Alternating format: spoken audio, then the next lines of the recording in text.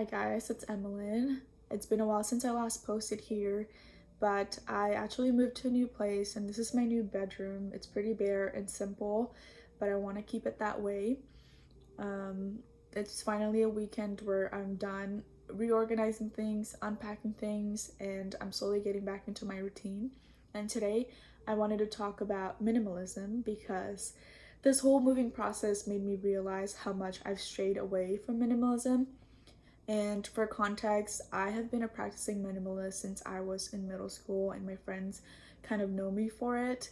But I would say I am far from where I started, and that's all because I got my first big girl job and I had this financial independence and I went a little bit crazy with shopping and consumption. But with this new season coming in, fall season, I just want to start fresh and really start to, I guess, empty everything that I carried over from that chapter of my life and get rid of it. So, this is like in terms of like skincare, makeup, clothing, shoes, all of that stuff. I'm trying to kind of wear and examine all of the things that I own and which one I want to really use and which one I want to keep. And so right now I'm in this like a little project pan, I guess is what you would call it. And I wanted to share some guidelines that I'm going to start reincorporating into my life. And just a disclaimer, minimalism is very different for everyone. For me, it's just a life practice that I try to follow as best as I can for two reasons. One, it's because it helps me with my finances, and when you're practicing minimalism, you start to become more intentional about the things that you buy, and that really helps with my money management. And second, when you're intentional about the things that you buy, that means everything that you own are things that you love, and the things that you love are the things that are going to age well. And that really helps with my self-love and self-confidence. So those are the two things that I really take away from minimalism.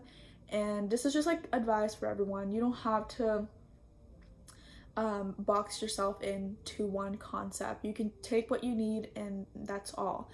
And I wouldn't call myself an extreme minimalist, and I hope people don't take it the wrong way when I'm like saying like I want to buy this thing or I want to, this is what's on my wish list.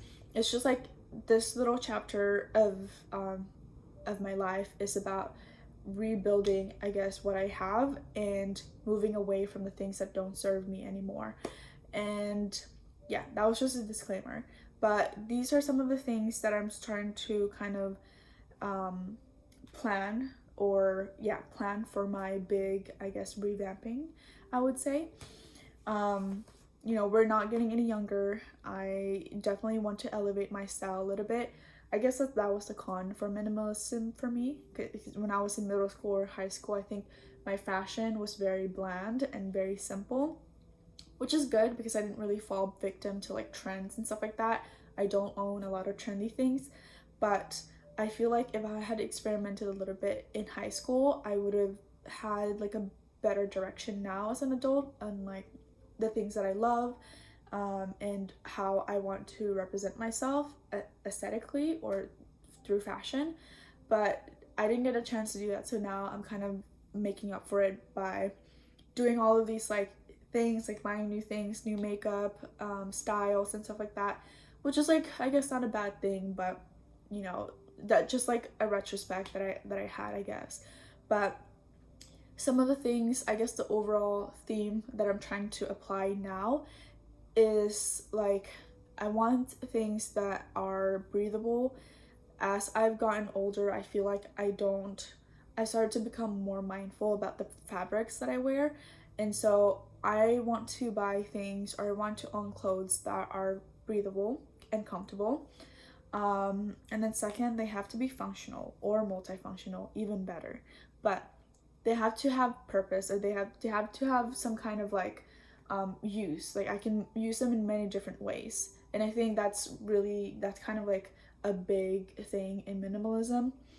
And then next is I like things that age really well, and that comes in the same thing with like natural fabrics. If you're buying things that are high quality, or organic or like natural fibers, then those are things that, you know, as time have kind of tested, will age very well. And so those are things that I'm switching out a lot of my things, actually, because I wasn't aware of that in the beginning.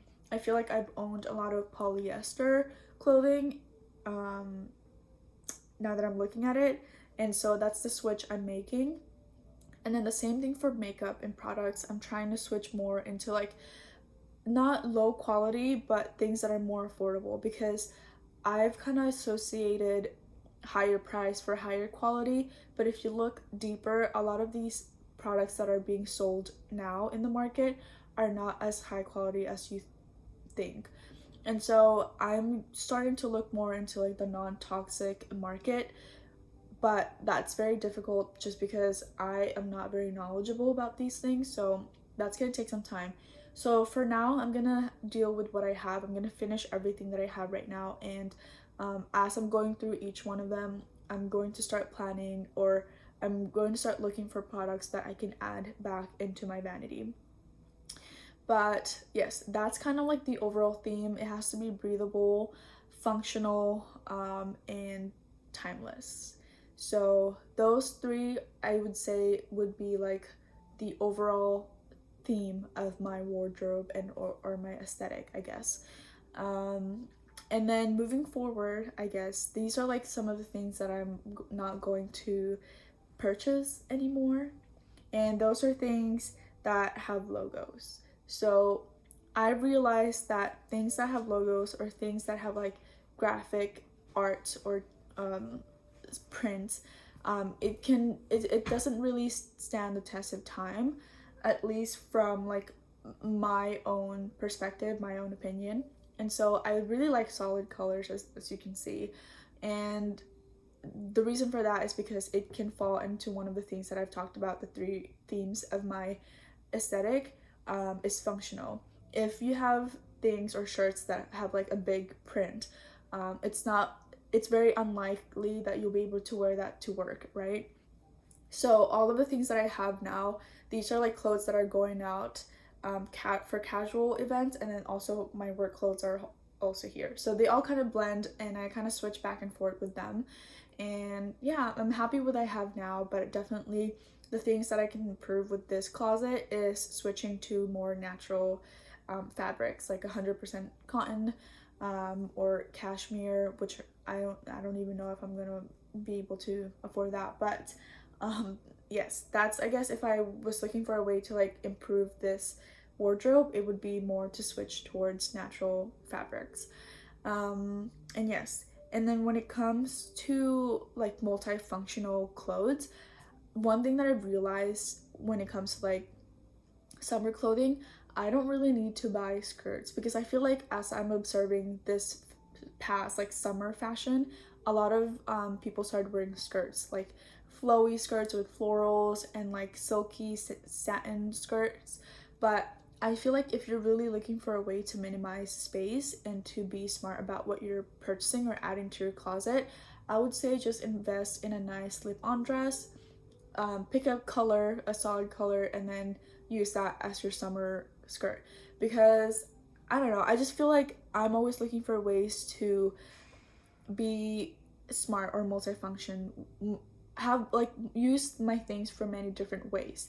And so I feel like a slip-on dress is that for me. I don't really need to buy a dress. I can just put a tee over it, and that's gonna serve the same thing as a skirt. So that's another thing that I'm learning now, and I'm going to incorporate, so I won't be buying skirts anymore. Obviously I don't want to box myself in, but for now that's kind of like my goal, or the direction I'm going. And then also no more crop tops for me. I just feel like crop tops have kind of grown out of my style as an adult. It doesn't look that well anymore if I'm trying to elevate my style and appear more adult or mature. So no hate against crop tops. They've served me well when I was in high school and college, but I'm kind of moving more towards like more coverage. And I feel like when you're kind of aesthetic or the formula of your outfit is more coverage, you are more tested to play around with accessories, and that's kind of a good I guess learning experience for everyone. um, Having more style doesn't necessarily mean showing a lot more skin. I feel like you really get the most out of the experience when you're like stuck with like two pieces of clothing that have like really high coverage, and you really want to elevate it, so now you're left with just accessorizing things, and that's how you become more stylish or more fashionable, I would say, in my opinion. But yes, so I'm straying away from crop tops, anything that are feeling a little bit uncomfortable and feel tight on my body. Staying away from that. And then when it comes to like products or skincare products, makeup, beauty products, I would say the biggest like shopping rule for me is buying travel size first. And I don't know if a lot of people are aware of this, maybe not, but some of these things really, like, you don't really get to finish. Like, I've had a powder that I've had it for like 20 years or something. I'm kidding, but it's like it never finishes, and maybe that's just because I don't apply as much makeup on a day-to-day basis. But a lot of these products you don't need to buy full size, and it's also going to save you money along the way anyway.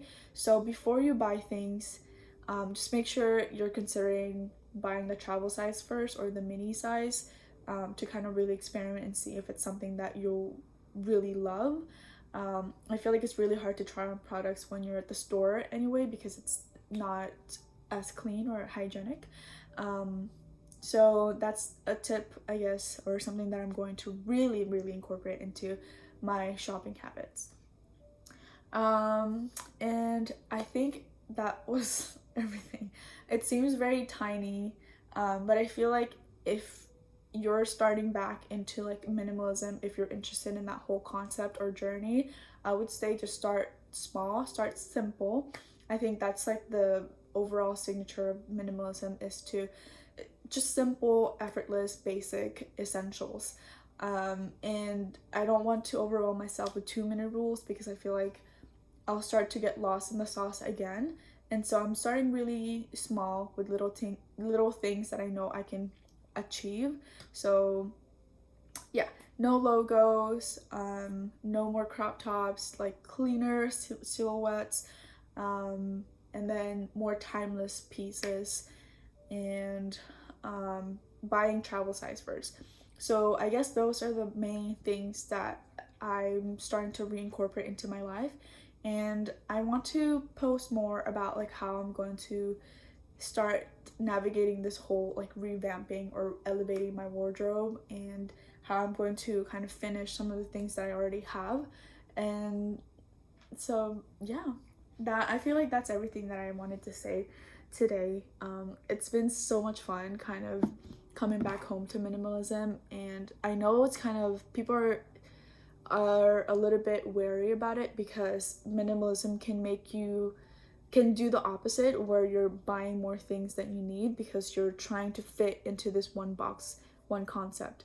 And I would say just like try to, I guess, like don't go the extreme way. Just start tiny, do baby steps, and see what you like, see what works for you, and only take what you need from this concept. And that's really how I guess you're gonna get the best out of it, out of the experience. And yeah, I'm just excited to start a new chapter, I guess, with everything that I have. That was everything that I wanted to talk about today. I definitely want to make more videos like this on minimalism, so hopefully I can fit that in. I have a lot of like inspiration or things that I have been keeping on my Pinterest boards and stuff like that, so I really want to share that with you guys. But yeah, hopefully that this video was helpful. But I'll see you guys again next time. Bye.